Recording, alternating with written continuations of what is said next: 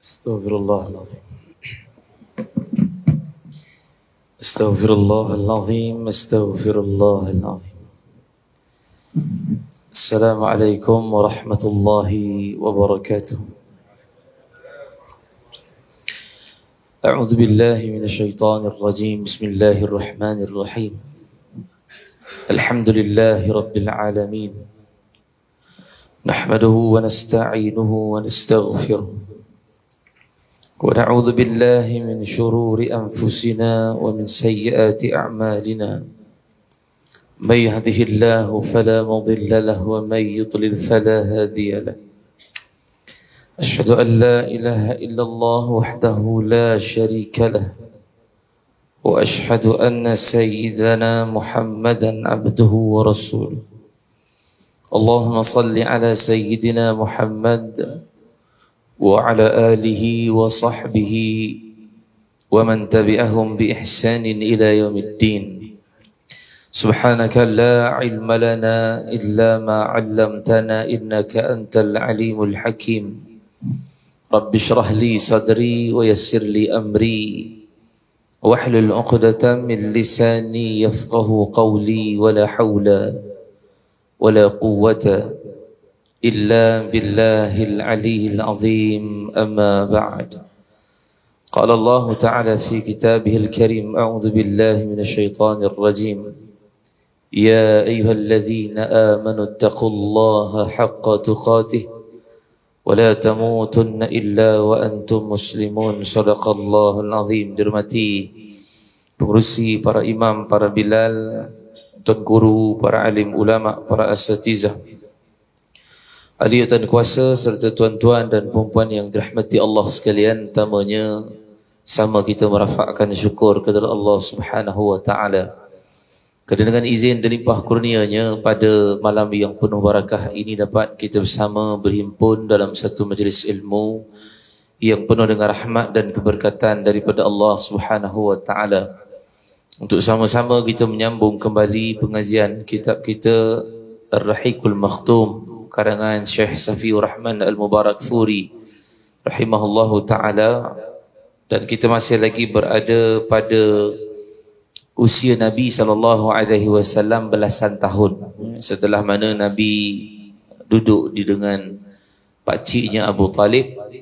Nanti kita akan sambung lagi bagaimana pula kehidupannya selepas dia berada pada usia remaja 15, 20 tahun, 25 tahun. Dan kita tahu yang perlu diberi highlight tentang umur Nabi ini adalah pada usia 6 tahun, 8 tahun, 12 tahun, 15 tahun, 20 tahun dan 25 tahun.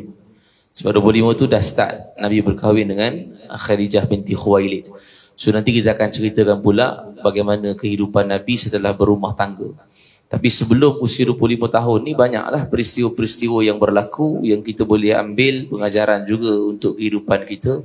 Sebab sirah ni dia bukan semata-mata sirah, tetapi dia juga adalah simbolik ataupun refleksi kepada kehidupan kita. Jadi kita flashback sikit belakang ketika mana Nabi SAW lahir. Maka Nabi sendiri tidak pernah berjumpa dengan ayahnya Abdullah bin Abdul Muttalib, kerana Nabi ataupun ayahnya Abdullah telah pun meninggal dunia ketika Nabi masih berada di dalam kandungan Aminah binti Abdul Wahab. Kemudian bila lahir saja Nabi SAW, maka Abdul Muttalib antara yang gembira dengan kelahiran Nabi SAW dan telah memberikan nama kepada Nabi, iaitu Muhammad. Termasuklah Abu Lahab yang menjadi pakcik kepada Nabi SAW juga gembira dengan kelahiran Nabi, sehingga gembiranya itu dizahirkan dengan memerdekakan hambanya sendiri, iaitulah nama Suwaibah Al-Aslamiyah. Yang mana Suwaibah Al-Aslamiyah ini juga nanti akan menjadi ibu susuan Nabi yang pertama. Sebelum Halimatus Sa'diyah, Suwaibah ini dulu akan menyusu Nabi dalam beberapa hari. Dan lahir saja Nabi SAW, maka Nabi dengan Aminah dan juga Ummu Aiman masih lagi ada. Ummu Aiman ni adalah hamba kepada Abdullah. Bila Abdullah meninggal, Ummu Aiman ni berpindah kepada Aminah. Nanti Aminah meninggal, nanti dia berpindah kepada Nabi kita Muhammad sallallahu alaihi wasallam, sehingga nanti Nabi yang memerdekakan dia, Ummu Aiman. Dan Ummu Aiman ni umurnya agak panjang, sehingga Nabi wafat pun dia masih lagi hidup, panjang umurnya. Dan dia nanti akan kahwin dengan Zaid bin Harisah, dan Allah kurniakan seorang anak lelaki nama Usamah bin Zaid. Itu panjang cerita, nanti kita akan ceritakan tentang Zaid bin Harisah ni pun ada momen-momen dia nanti bersama dengan Nabi yang kita akan ceritakan sewaktu hari perkahwinan Nabi dengan Khadijah binti Khuwailid. Jadi bila sebut tentang kelahiran Nabi, maka pada waktu tu memang culture orang-orang Arab untuk mengambil anak-anak, bayi-bayi untuk disusukan, termasuklah Nabi SAW. Maka daripada kalangan wanita-wanita yang menyusukan anak ini adalah wanita daripada kalangan Bani Halimatus Sa'diyah, Bani Sa'idah, iaitulah bila mana di Taif ada kelompok-kelompok wanita-wanita yang memang menyusukan anak pada ketika itu, Bani Sa'ad. Jadi pada waktu itulah mereka datang ke Mekah untuk mencari anak-anak, tetapi kesemuanya dah dapat anak melainkan Halimatus Sa'diyah sahaja. So Halimatus Sa'diyah pun mengambil keputusan, kita dah ringkaskan cerita, dah cerita pada kuliah yang lalu. Maka dia pun mengambil Nabi SAW, tetapi berubah daripada kesusahan kepada kesenangan. Daripada tidak adanya keberkatan, adanya keberkatan yang Allah Subhanahu Wa Taala berikan. Sebab tu tempoh untuk menyusukan anak biasa 2 tahun saja. Tapi bila Halimatus Sa'diyah nampak ada kelebihan dekat situ, seronok jaga Nabi. Dan juga Halimatus Sa'diyah bukan tak ada anak, dia ada anak-anak juga bersama dengan Al-Haris, suami dia, tapi dia lebih suka untuk bersama dengan Nabi kita Muhammad SAW. Maka dia minta izin kepada Aminah untuk jaga Muhammad ini lagi beberapa tahun. Dan asalnya Aminah memang tidak mahu, tetapi dipujuk dan akhirnya diberikan juga keizinan. Sehinggalah berlaku peristiwa 5 tahun usia Nabi, pembelahan dada yang pertama kepada Nabi, yang mana sahabat-sahabat Nabi ataupun anak-anak Halimatus Sa'diyah ini mengingat bahawa Nabi telah dibunuh. Qad qutila Muhammad, inna Muhammadan qad qutila, disebutkan kepada mak dia. Dia kata, wahai mak, Muhammad dibunuh. Seusia Nabi 5 tahun pada waktu itu. Dan kita dah sebutkan juga, akhirnya dia rasa macam tak sedap hati, dia pulangkan balik Nabi kepada mak dia Aminah. Tapi Halimatus Sa'diyah ni masih lagi ada. Cuma nanti masa hari perkahwinan Nabi SAW, Halimatus Sa'diyah ni ada. Okey, Halimatus Sa'diyah ni datang untuk meraihkan juga hari perkahwinan Nabi dan juga Khadijah, dan Khadijah memberikan hadiah kepada Halimatus Sa'diyah. Nanti kita akan cerita pada usia Nabi 25 tahun. Ni baru 5 tahun, maka dia dikembalikan kembali kepada mak dia Aminah. Tetapi tahun depannya 6 tahun berlaku lagi satu peristiwa sedih kepada Nabi, iaitulah kehilangan maknya ataupun kematian maknya Aminah binti Abdul Wahab. Itu pun setelah mana berjalan menuju ke Madinah untuk menziarahi keluarga Abdullah ataupun belah sana lah, dan juga menziarahi kuburnya Abdullah.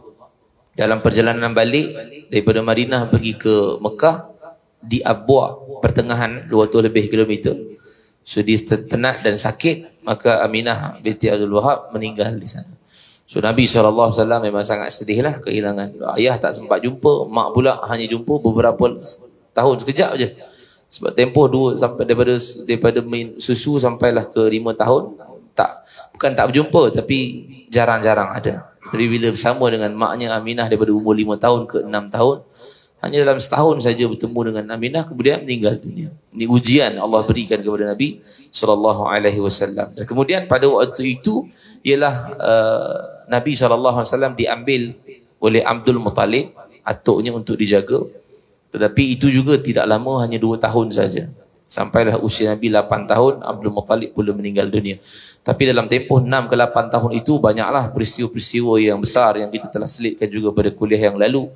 Bagaimana Abdul Muttalib ini sangat sayang kepada Nabi kita Muhammad, ajar Nabi kita ni memburu, memanah, membawa pergi ke mana-mana, sampai ada satu tempat tu khas untuk Abdul Muttalib di tepi Kaabah. Tak ada orang lain berani untuk duduk, Nabi Muhammad berduduk. Dan Abdul Muttalib tidak memberikan ataupun tidak marahlah. Anak-anak dia sendiri pun tak berani duduk. Tapi bila Nabi duduk, dia rasa macam tak apalah, ni anak-anak aku. Masih kecil, umurnya lebih kurang 6, 7 hingga ke 8 tahun, 2 tahun saja. Kemudian usia Nabi 8 tahun, Abdul Muttalib tenat, sakit. dan dia sempat kumpulkan anak-anak dia dan memberikan beberapa wasiat, termasuklah wasiat yang diberikan kepada Abu Talib untuk jaga Nabi Muhammad sallallahu alaihi wasallam. So, sebab itulah Abdul Muttalib ini ataupun Abu Talib ini menjaga Nabi kerana ada wasiat daripada ayahnya. Okey, bukan saja-saja tetapi wasiat itu diberikan sebab pakcik-pakcik Nabi ni ramai. Ada Al-Haris, ada Dirar, ada Al-Abbas, ada Abu Lahab. Tapi kenapa tak diberikan kepada pakcik-pakcik yang lain? Satu, kerana Abdul Muttalib sendiri yang minta untuk Abu Talib jaga. Dan juga kerana Abu Talib ini adalah adik-beradik seibu sebapa dengan Abdullah. Sama mak dan sama ayah Abdul Muttalib, dan maknya adalah Fatimah binti Amru. Yang lain-lain tu bapa sama, mak lain. Mana ada yang lain-lain tu adik-beradik seayah lain ibu. So Abdul Muttalib ni dulu kahwin ramai lah. Ada 5 orang. Kalau Syekh Mutawali Sya'lawi sebutkan ada 6 orang isteri kepada Abdul Muttalib. Dulu boleh kahwin lebih 4 Ustaz? Boleh. Dulu tak ada turun ayat lagi. Fankihu ma tawabalakum minan nisa', tak ada lagi. Waktu tu dulu boleh 10 pun boleh. Kan, turun ayat tu ada peristiwa yang berlaku di Madinah kan. Turun ayat tu fankihu ma tawabalakum minan nisa' masna wa thulatha wa ruba'. Turun ayat tu ketika tu Nabi SAW bagi tahu pada sahabat siapa yang kahwin lebih daripada 4 maka hendaklah dia ceraikan, tinggalkan baki 4 saja. So yang 10 tadi tu 6 mesti diceraikan. 6 mesti diceraikan, maka 4 saja tinggal. Sebab tu ayat poligami ni dia panjang perbahasan dia. Ayat poligami ni diturunkan bukan untuk menambah tapi untuk mengurang. Kan? Sebab waktu tu zaman semua memang kahwin lebih daripada 1. So ayat tu diturunkan untuk mengurangkan isteri, bukan lebih. Tapi itu nanti bab lain. Kita sampai Madinah kita cerita pasal hukum hakam tu banyak sikit. Tapi nak sebutkan bahawa inilah yang berlaku. Dan Abu Talib menjaga Nabi SAW. Dan kuliah lepas kita dah cerita tentang Abu Talib, keluarga dia tu yang sangat hebat. Walaupun tidaklah kaya seperti mana pakcik-pakcik yang lain, Al-Abbas, Abu Lahab. So Abu Lahab ni keluarganya hanya sederhana saja. Boleh dikirakan sebagai miskin juga. So tak terlalu banyak harta. Tapi isterinya Fatimah binti Asad juga menjaga Nabi SAW daripada kecil. Umur Nabi 8 tahun. Dan bersama anak-anak yang lain tu masih banyak lah. Cuma waktu tu tak lahir lagi. Ali tak lahir lagi. Dan beberapa orang lain, adik-adik yang lain tak lahir lagi. Cuma total semua anak Abu Talib dengan Fatimah binti Asad ada 6 orang. Itulah Talib. Satu nama dia adalah Abu Talib. Nama betul Abu Talib ialah Imran bin Abdul Muttalib. Dan satu digelarkan sebagai Abu Talib kerana anak pertama dia adalah Talib. Kemudian Aqil, kemudian Ja'far, kemudian Ali. Ini semua popular ni. Ja'far popular, Ali popular, Aqil pun popular. Cuma kita tak biasa dengar cerita pasal Aqil ni. Ada cerita pasal Aqil ni. Masa pembukaan kota Mekah kita akan tengok banyak cerita pasal Aqil ni sebenarnya. Kemudian 2 orang lagi adalah wanita. Adik-beradik Sayyidina Ali yang wanita ataupun anak Abu Talib yang wanita ialah Fakhitah dan juga Jumanah. Fakhitah itu yang digelarkan sebagai Ummu Hani. Baru ni ada saya mengajar juga ni juga tentang Abu Talib. Nabi kahwin, dia kata ustaz nanti cerita pasal Nabi yang minang Ummu Hani tu yang Abu Talib tolak. Dia kata tak tahu dia dengar pada mana. Dulu kan viral kan sekejap kan. Cerita tu tidak sahih. Yang sahih hanya ada satu saja, selepas pembukaan kota Mekah, itu saja. Itu je yang sahih, yang lain semua tak ada. Tidak ada dalil. Tidak ada hadis pun menceritakan yang sepatutnya Khadijah binti yang masa hari perkahwinan Nabi dengan kahwin dengan Khadijah, sepatutnya Nabi kahwin dengan Ummu Hani, Fakhitah tu. Tidak ada pun. Tidak ada pun dia datang masuk Minang, lepas tu Abu Talib tolak dia. Tak ada pun. Okey, itu tak tahu Allah ada mungkin cerita-cerita saja, tapi dalil daripada hadis hanya ada satu saja. Selepas daripada pembukaan kota Mekah, Nabi tengok Fakhitah ataupun Ummu Hani ni, Nabi masuk Minang, tetapi Ummu Hani yang tolak. Dan tolak tu bukan kerana tolak tak suka ataupun kerana tolak dia benci kepada Nabi, tapi tolaknya itu kerana dia kata anak-anak aku ramai. Jadi aku takut aku tak boleh memberikan perhatian pada engkau wahai Rasulullah. Maka Nabi pun terimalah benda tu. Itu ada dalam hadis. Tapi selain daripada itu tidak ada. Yang kita dengar adalah tu cinta pertama Nabi SAW ialah Ummu Hani. Tak ada pun. Nabi pun tak pernah bercinta pun umur 25 tahun ni. Tak ada. Itu je lah. Wanita pertama yang Nabi SAW berkahwin itu adalah Khadijah binti Khuwailid. Tidak ada cerita tentang percintaan Nabi SAW sebelum daripada itu. Rapat memang rapat. Ya, kita tak nafikan. Memang rapat. Nabi dengan adik-beradik Ali bin Abi Talib. Walaupun Ali tak lahir lagi lah pada waktu ni. Ali dengan Nabi kan beza umur 30 tahun. Jauh. So waktu Nabi kahwin dengan Khadijah, Nabi pun tak lahir lagi. Nabi umur 25 tahun. Tapi nak ceritakan bahawa memang Nabi rapat dengan siapa-siapa pun yang menjadi adik-beradik sepersusuan dengan Nabi pun dia rapat. Ada adik-beradik yang kita tengok tadi, dan adik-beradik anak-anak kepada Halimatus Sa'diyah, kita pun tahu bahawa bagaimana kehidupan mereka ini sangat-sangat rapat. Ada Abdullah bin Al-Haris, ada Anisah binti Al-Haris, ini juga rapat. Adik-beradik perempuan juga sepersusuan dengan Nabi SAW. Ada Hudzafah binti Al-Haris juga. Tetapi kita tak nafikan bahawa rapatnya itu bukanlah masuk percintaan, tetapi rapat saja seperti mana adik-beradik yang lain. Nabi bukan ada adik-beradik, Nabi tak ada abang, Nabi tak ada kakak, Nabi tak ada adik. Tapi menjadikan sebagai siapa yang ada di kelilingnya, itulah yang menjadikan dia sebagai adik-beradik. Adik-beradik sepersusuan. So kita tak nafikan bahawa dia memang rapat dengan anak-anak Abu Talib, tetapi bukan sampai berlakunya percintaan. Okey. Kemudian kita dah cerita juga pada kuliah yang lepas, bila mana usia Nabi 8 tahun duduk dengan Abu Talib, itu kisah bagaimana Abu Talib punya keluarga. Dan juga usia Nabi 12 tahun, Nabi dibawa oleh Abu Talib untuk pergi ke Syam pada ketika itu untuk berniaga. Cuma pada waktu itu usia 12 tahun, tuan-tuan, apa yang boleh dilakukan oleh Nabi SAW? Cuma sebab mungkin terlalu rapat sangat Nabi dengan Abu Talib ini, menyebabkan bahawa Nabi dibawa oleh Abu Talib untuk pergi ke satu tempat, ke Syam, untuk berdagang, ke Basrah. Tetapi dalam perjalanan, disitulah dia bertemu dengan satu orang pendeta, Buhaira ataupun Bahira, yang namanya adalah Jarjis. Namanya adalah Jarjis, itu nama betul dia. Buhaira ataupun Bahira ni nama gelaran kepada pendeta. Sebab dia nampak dalam rombongan itu ada satu benda yang dia tahu. Ini adalah satu benda yang lain yang dia akan dirasakan bahawa itulah sebenarnya tanda-tanda kenabian. Sebab tanda-tanda kenabian ini dipanggil sebagai irhas. Sebelum berlakunya Nabi ataupun menjadi Nabi SAW. Sebab kalau dah menjadi Nabi, satu perkara yang luar biasa dinamakan sebagai mu'jizat. Tapi sebelum menjadi Nabi, ada perkara yang luar biasa berlaku, namanya adalah irhas. Jadi itu perkara yang kita tahu dan biasa kita dengar dalam perjalanan. Nampak awan tengah lindung kumpulan tersebut dalam perjalanan, Nabi, Abu Talib dan juga lain-lain ni. Maka Jarjis ni tadi ataupun Buhaira ni tadi, dia datang ke tempat rombongan tu tadi. Dia kata, budak ni siapa? Dia kata siapa budak ni? Dia kata ni anak aku, kata Abu Talib. Abu Talib kata, setahu Jarjis ni kata, Buhaira ni kata, setahu aku budak ni, kalau ikut aku punya firasat lah, aku punya amat ilmu, budak ni dah tak ada bapa. Dia kata betul, ni bukan anak aku, ni adalah anak buah aku. Bapa dia malah tak ada, tapi akulah yang jaga dia. Tapi dan dia kata, wahai Abu Talib, dia kata kalau kau bawa juga pergi ke Busra ni, boleh jadi nanti orang-orang Nasrani mereka akan tangkap budak ini dan mungkin akan menyebabkan berlakunya pembunuhan.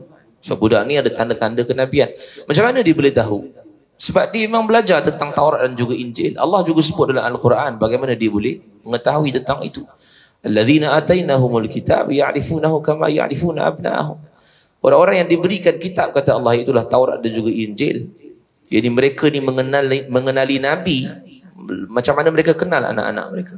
Sebab itu mereka tahu, oh ni, mereka memang tahu macam mana dalam keadaan Nabi akhir zaman akan muncul. Tuan-tuan, sebenarnya dalam masa yang sama ni, kalau kita tengok di POV yang lain pula, sana tengah berlaku, dekat Syam tengah berlaku, mungkin daripada sudut cerita tentang Suhaib Ar-Rumi, Salman Al-Farisi, semua tengah berlaku kat sana ni. Sebab mereka tengah mendengar berita-berita berkaitan dengan akan munculnya Nabi akhir zaman, Zaid bin Amru, ayah kepada Sa'id bin Zaid, semua tengah berlaku ni. Tapi hanya di-highlightkan dalam kitab sirah kita ni sajalah. So mana nak tengok cerita-cerita yang lain? Itu yang kita tengok sirah-sirah sahabat tu. So bila sirah-sirah sahabat tu diceritakan, kita akan dapat tahu, oh rupanya yang ini sedang berlaku kat sana pun tengah berlaku juga. Kan? Tapi sebab kita tengok hanya satu line saja, satu kamera saja bahasa kita kan. Satu kamera saja yang kita tengah highlightkan, iaitu Nabi kita Muhammad sallallahu alaihi wasallam. Tapi yang tengah-tengah berlaku ni kat luar-luar ni, mungkin mereka tengah cari kebenaran. Waraqah bin Naufal, sahabatnya Zaid bin Amru, juga tengah berlaku dekat tempat-tempat yang lain. Sebab mereka sedang mencari kebenaran pada waktu itu, cuma mereka tak tahu siapa yang akan dilantik menjadi Nabi akhir zaman ini, tak tahu. Tapi mereka belajarlah, nabinya tandanya begini, nabinya macam ni, nabinya macam ni. Ada tanda-tanda dia. Nabi tak terima sedekah, Nabi terima hadiah, ada tanda di belakang Nabi. Itu tanda-tanda nubuwah dia panggil. Jadi waktu tu mungkin tengah berlaku juga dekat sana. Tu nanti kita akan selit-selitkan juga. Cuma bila mana Buhairah ini dia bagi tahu kepada Abu Talib, dan akhirnya Abu Talib setuju untuk bawa balik sebab Abu Talib ni sayang Nabi. Kita tengoklah sayangnya Abu Talib dekat Nabi ni dibuktikan setelah Nabi dilantik menjadi Nabi dan Rasul. Bagaimana tempoh 10 tahun Abu Talib jaga Nabi, tak ada satu orang pun berani sentuh dia. Nak bertemu dengan Muhammad, temu aku dulu. Itu punya tahap sayang dia. Itu yang bila mana dia dengar macam tu. Buhairah ni dia bukan ancam, tapi dia bagi amaran. Takut-takut berlaku pada budak ni. Sebab budak ni dah ada tanda kenabian. Kan, budak ni dah ada tanda kenabian. Takut-takut lah. Tapi tak ada lah, budak ni akan jadi Nabi sampai tengiang-ngiang macam tu, tak ada. Cuma daripada sudut, dia tahu. Takut apa-apa berlaku seperti mana Buhairah ni. Pasal dia percaya pendeta ni. Pendeta ni mestilah dia tahu juga apa dia punya ilmu-ilmu dia. Maka Abu Talib membawa balik ke Mekah dan tak berlakulah perdagangan itu, tetapi sebahagian lagi terus naik ke Syam untuk berdagang. Cuma pada waktu itu dia tak pergi ke Syam. Ini pada ketika usia Nabi 12 tahun. So kita sebutkan tadi, highlight kepada umur Nabi yang kita perlu beri perhatian ialah 6 tahun, 8 tahun, 12 tahun, 15 tahun, 20 tahun dan 25 tahun. So usia Nabi 15 tahun, tadi 12. Usia Nabi 15 tahun adalah usia Nabi ketika mana itulah Nabi menyertai satu peperangan yang pertama dalam hidupnya, yang dipanggil sebagai peperangan Fijar. Berlaku juga di Mekah lah di situ. Berlaku peperangan dipanggil sebagai peperangan Fijar, dan Fijar itu maknanya jahat. Peperangan jahat. Kenapa? Kerana berlakunya peperangan Fijar ini ialah kerana berlakunya peperangan ini dalam bulan-bulan haram. Dia bukan Islam saja faham bulan-bulan haram ni, zaman jahiliah pun berlaku. Memang faham bulan-bulan haram ni. So maksudnya orang-orang jahiliah tu faham bulan-bulan haram tu tak boleh untuk berperang. Itu mereka memang respect 4 bulan tu. Inna iddatal syuhuri indallah isna asyara syahran fi kitabillah yawma khalaqas samawati wal ard minha arba'atun hurum. Nanti Nabi jadi Nabi, baru turun ayat itu surah At-Taubah. Allah akan endorse lagi sekali. 12 bulan yang Allah Subhanahu wa taala ciptakan, minha arba'atun hurum. 4 bulannya adalah bulan yang diharamkan. So Nabi sebut dalam hadis 4 bulan itu apa? Yang telah pun dimaklumi dan diketahui oleh orang-orang jahiliah dahulu. Zulqaidah, Zulhijjah, Muharram dan juga Rajab. So itu 4 bulan yang diharamkan. Memang haram tu bukan maksud haram berdosa, tapi hurmah. Hurmah ni maksudnya kemuliaan. Maka mereka tak dibenarkan langsung untuk berperang pada waktu itu. Mereka kena kejantan senjata. Tapi ayat tersebut, kalau kita belajar ayat tersebut, sekiranya diperangi boleh angkat senjata. Tapi kalau kita start dulu untuk berperang, itu memang dilarang dalam agama. So berlakunya peperangan Fijar ini juga adalah berlaku pada bulan-bulan yang haram. So peperangan ini berlaku sesama mereka orang-orang bukan orang-orang Quraisy, tapi orang-orang terdekat.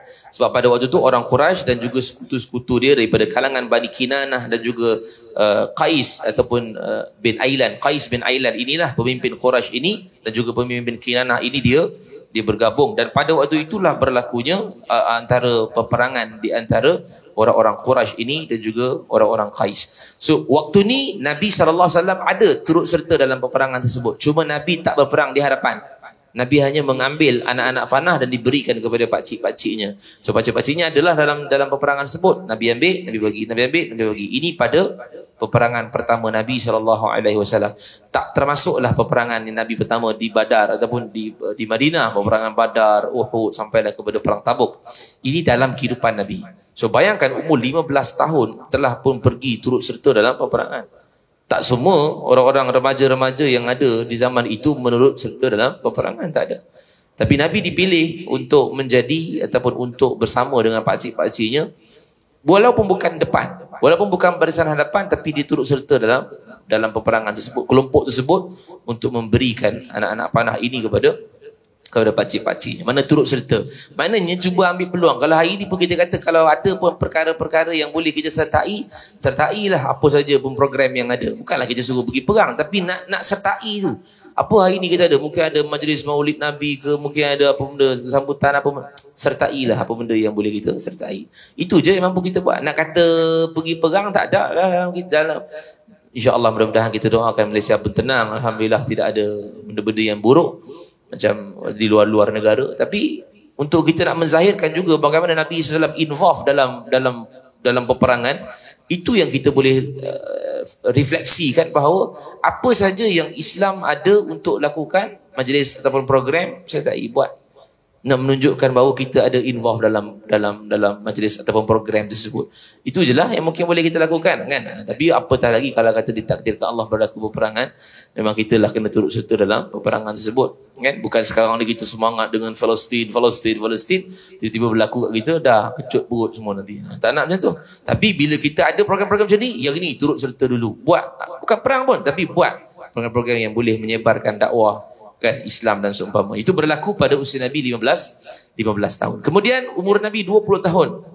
Baik, di antara 15, 20 dan 25 ni adalah peristiwa-peristiwa yang berlaku dalam hadis-hadis Nabi. Cuma nanti kita akan sambung, kita akan ceritakan. Kita ambil dulu yang highlight besar-besar ni. Usia Nabi ketika itu 20 tahun. Berlaku satu peristiwa di mana orang-orang luar dagangan datang ke Mekah.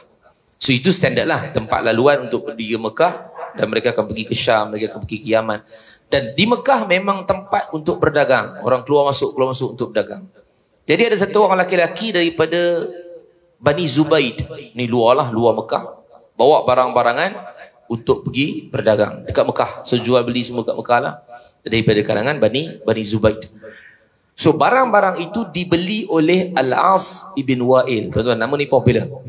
Nama ni popular. Dan kita kerap kali dengar perkataan ataupun nama Al-As ibn Wa'il ini.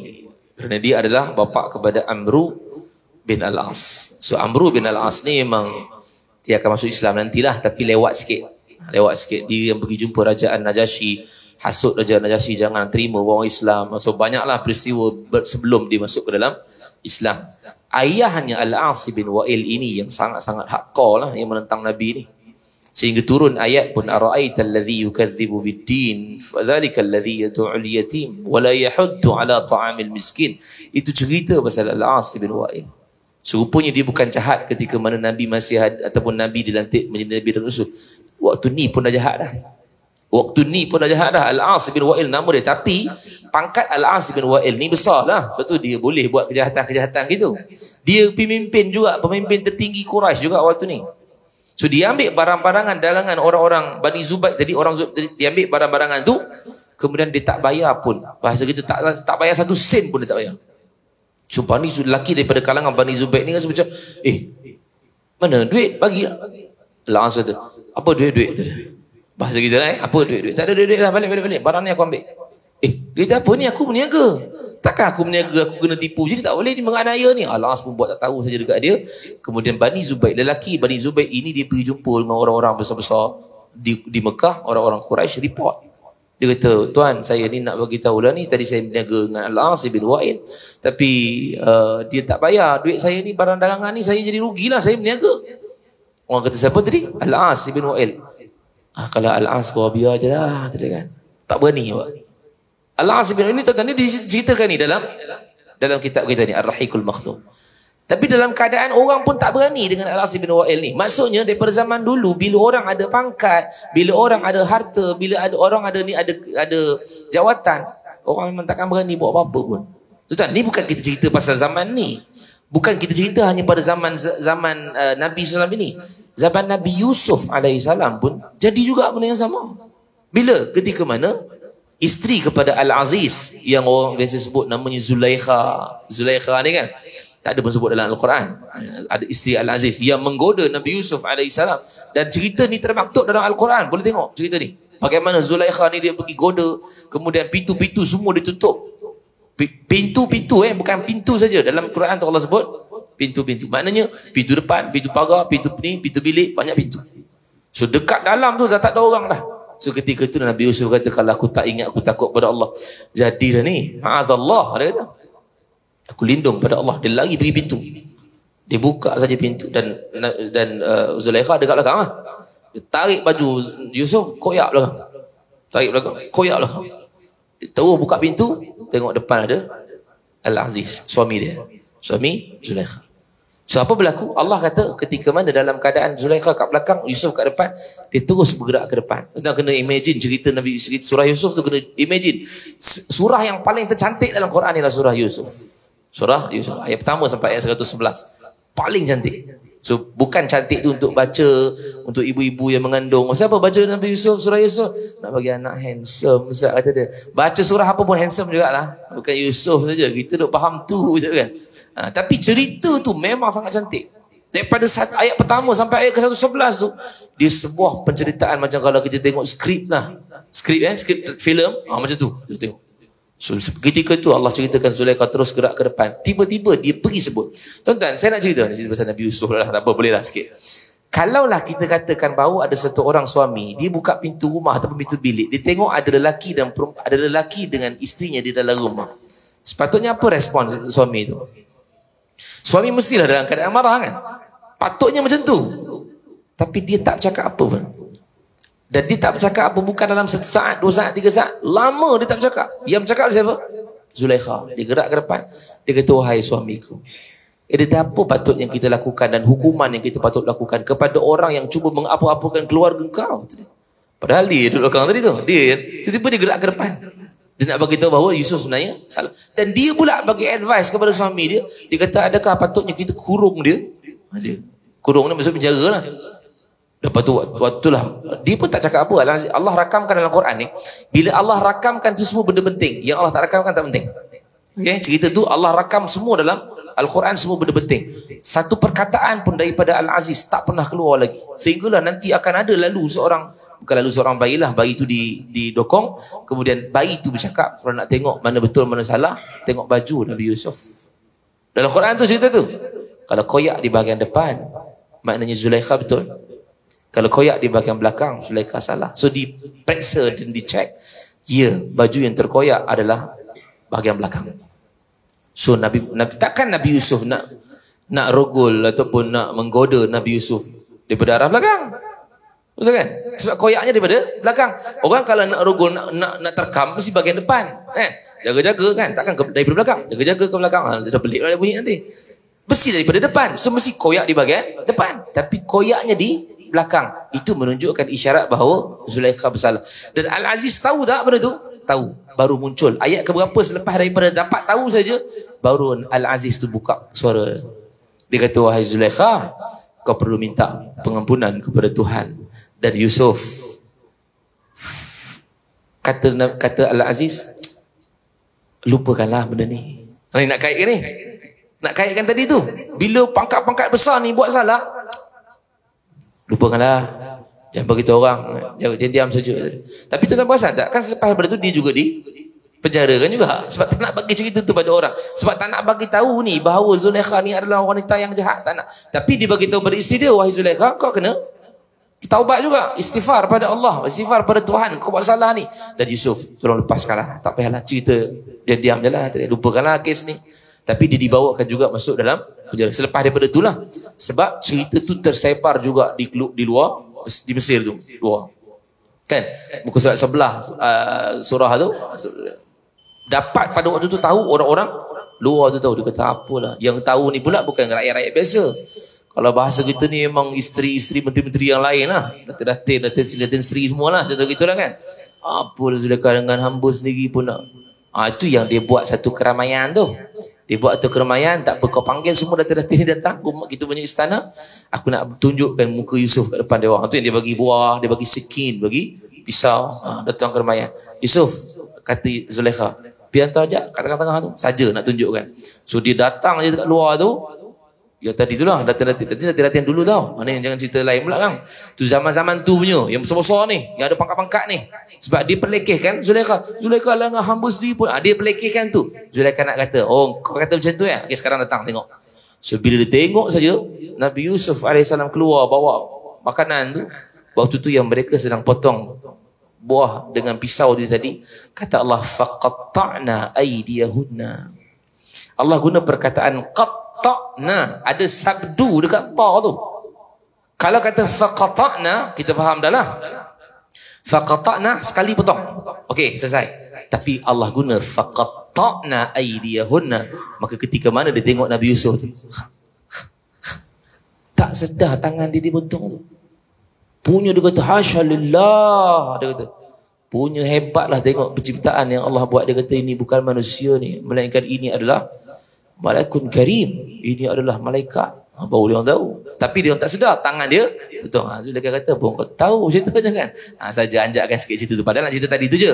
Bila pangkat tu besar-besar, memang tak boleh buat apa-apa. Samalah tadi seperti mana Al-As bin Wa'il, dia pemimpin yang besar. So pada waktu tu dia nak dipersoalkan. Orang kata, "Kau siapa tadi?" Al-As. Lah kau biar je lah. Oh, tapi bila lelaki daripada kalangan Bani Zubair ni tadi dia rasa macam tercabarlah pasal dia berniaga.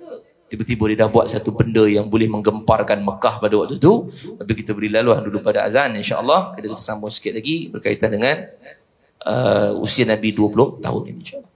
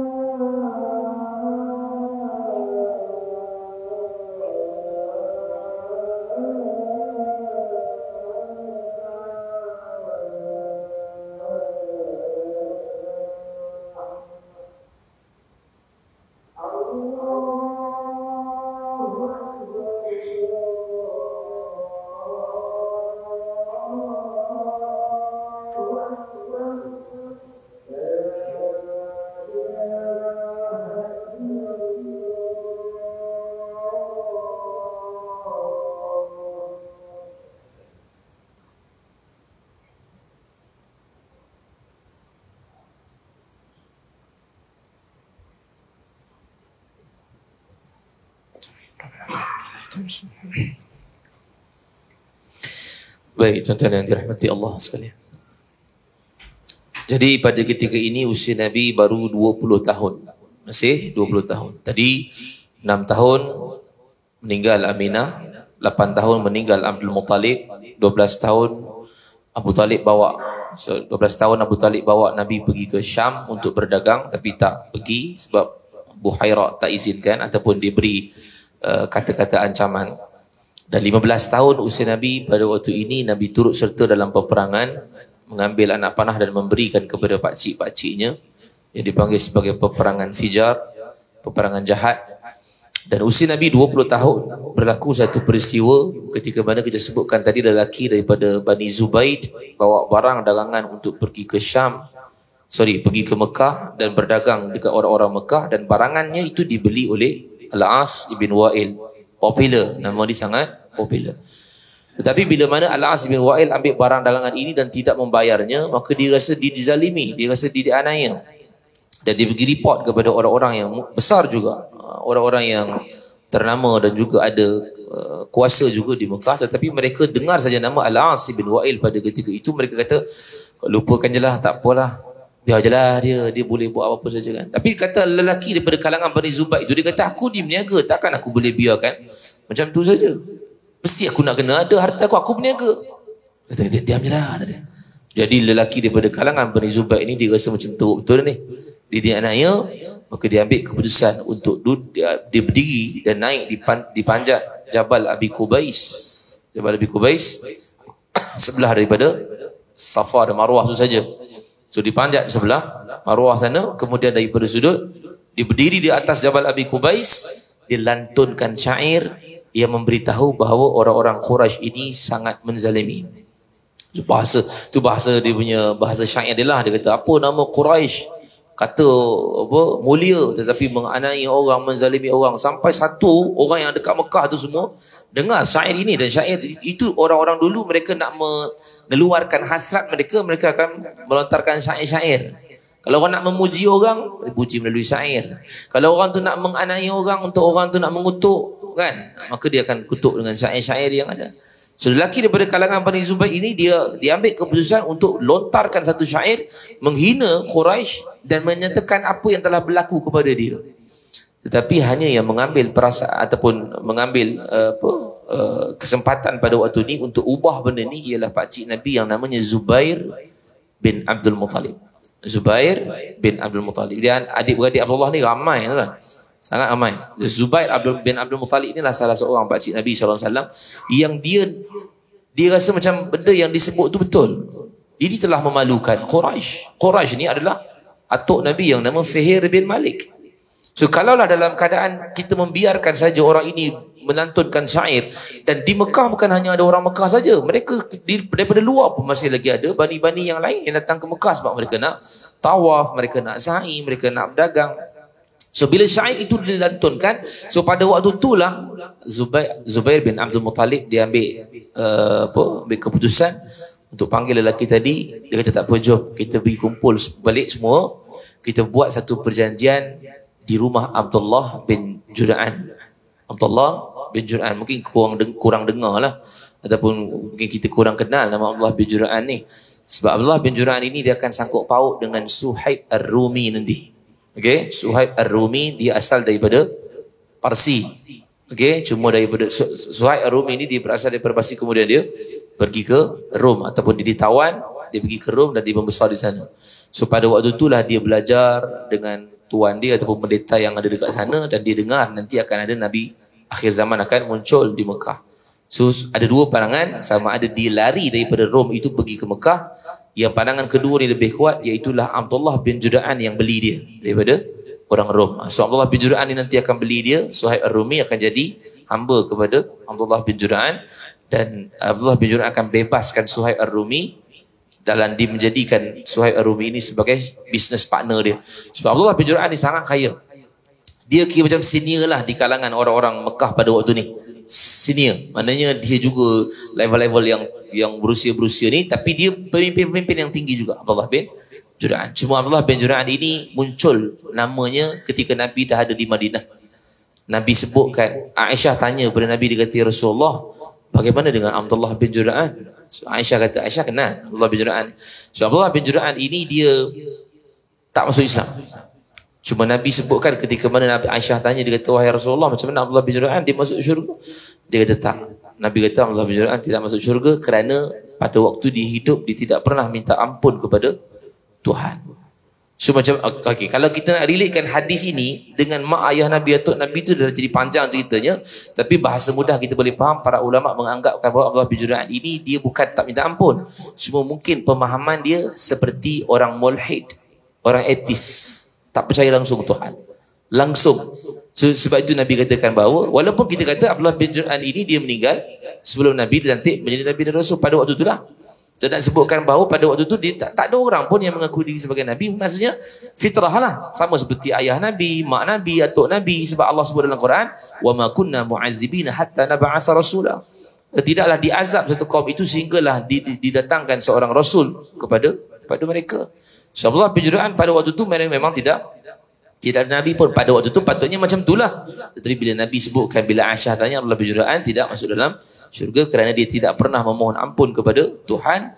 Sebagai ulama mengatakan bahawa dia ini adalah mulhid, maksudnya tidak percaya langsung kepada Tuhan. Tapi nak ceritakan Abdullah bin Jud'an inilah orang yang duduk dekat Mekah ini yang nak buat satu perjanjian atas sebab Zubair bin Abdul Muttalib tadi bagi saranan. Dia kata, wahai Abdullah dan semua yang besar-besar ni, kita kena ubah benda ni.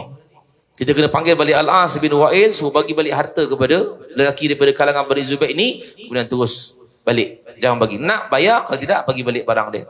So buatlah perjanjian dekat rumah Abdullah bin Juda'an pada waktu ini, dan mereka buat perjanjian bahawa lepas daripada ini orang-orang Quraisy tidak boleh menganiaya dan menzalimi mana-mana pedagang yang datang. Tak boleh.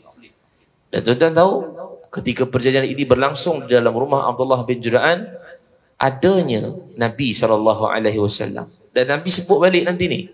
Nabi sebut hadis nanti bila Nabi dah ada dekat Mekah, dekat Madinah. Nabi sebut balik, ketika aku remaja, aku ada dalam rumah Abdullah bin Juda'an ni, yang mana tengah berlakunya satu perjanjian yang dipanggil sebagai perjanjian Fudul. Dan Nabi katakan, daripada perjanjian Fudul ini, aku lebih suka daripada unta merah, kata dia. Unta merah maknanya mungkin kita tak faham lah. Unta ni dulu kenderaan yang paling power. So kalau maaf kita ubah sikit, perjanjian ini dengan Ferrari merah, tuan-tuan, mana nak pergi ambil? Kalau kita mungkin ambil Ferrari lah kan, laju tu Ferrari Ustaz tadi kan.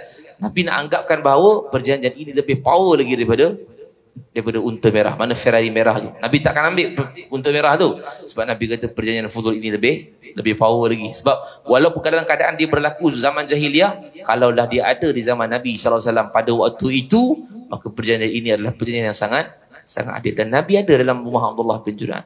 Tuan boleh bayang tak, ketika mana Nabi berusia lebasan tahun 20 tahun, Nabi boleh berada di dalam majlis-majlis yang besar-besar begini. So siapa Nabi sebenarnya ni? Ni kita nak tahu ni. Siapa Nabi ni ketika mana usia Nabi remaja dia? Nabi tak dilantik sebagai Nabi dan Rasul lagi. 20 tahun kemudian nanti, usia Nabi 40 tahun baru Nabi dilantik menjadi Nabi dan Rasul. Cuma sebelum dia dilantik menjadi Nabi dan Rasul, nama Nabi ini memang sangat-sangat tinggi. Dia duduk dengan Abdul Muttalib, kan? Abdul Muttalib ni adalah pemimpin Mekah pada waktu tu. Ketika mana usia Nabi 6 tahun sehingga Nabi 8 tahun, Abdul Muttalib meninggal dunia. Dia duduk dengan Abdul Muttalib tu pun nama dia dah naik dah. Maknanya nama dia pada ketika itu memang disanjung dah. Sebab dia dikira sebagai anak kepada Abdul Muttalib. Power kan Nabi ni. Sebab tu dia bukanlah sebab pangkat tu saja orang boleh respect dia, tak. Lagi satu kerana dengan dia punya sedik dia punya Al-Amin dia itu. Sebab nanti kita akan tengok 15 tahun kemudian, usia Nabi 35 tahun, berlaku banjir di Mekah. Orang menunggu siapa yang nak masuk di dalam masjid ni, maka dialah akan menentukan keputusan untuk letakkan Hajarul Aswad.